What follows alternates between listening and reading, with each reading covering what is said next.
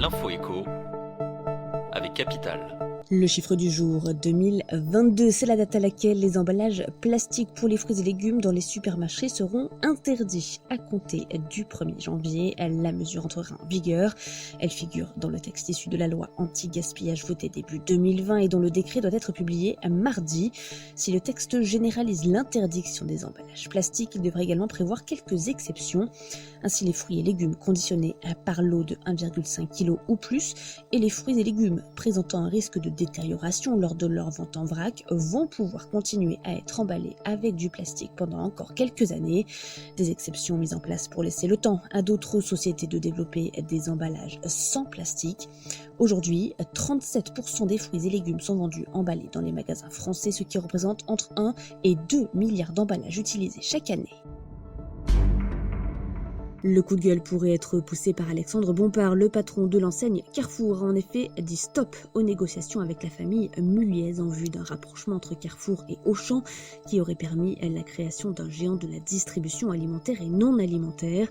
La raison, la complexité trop importante pour la mise en œuvre de ce rapprochement. Ce sont des désaccords entre les actionnaires sur la valorisation et la structure de l'accord qui aurait mis un terme aux négociations.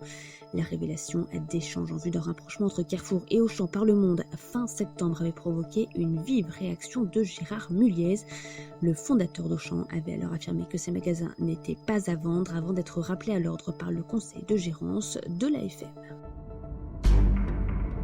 L'info pratique capitale, s'il fallait choisir un jour pour tenter sa chance à l'euro-million, c'est peut-être celui-ci. La célèbre loterie européenne annonce qu'un jackpot record va être mis en jeu mardi 12 octobre. Alors que personne n'a remporté le gros lot vendredi 8 octobre, la cagnotte a augmenté pour s'élever désormais à 220 millions d'euros. Une somme record pour le jeu après 9 tirages sans gagnant. Ce nouveau plafond de 220 millions d'euros, du jamais vu pour la loterie européenne, pourra être remis en jeu 4 fois si aucun gagnant n'était désigné lors des différents tirages. Si aucun joueur ne parvenait à trouver les bons numéros, un 5e tirage forcément remporté ou partagé sera effectué le mardi 26 octobre.